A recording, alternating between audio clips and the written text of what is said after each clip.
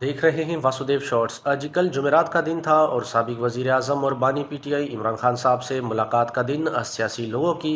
लेकिन अफसोस की बात कि पाकिस्तान में इस वक्त अदालतों के फैसलों को भी रद्दी की टोकरी में फेंक दिया जा रहा है और इमरान खान से अदालत के लार्जर बेंच यानी 3 रुकनी बेंच ने एक फ़ैसला दिया था, उसकी भी कोई अहमियत नहीं। कल अडियाला जेल के बाहर उमर अयूब, शिबली फराज, आलिया हमज़ा और दीगर रहनुमा जब इमरान खान से मुलाकात करने के लिए गए तो वो वहाँ पर काफ़ी देर यानी 2 से ढाई घंटे इंतज़ार करने के बाद उनको खाली हाथ जाना पड़ा। इमरान खान से मुलाकात नहीं कराई गई।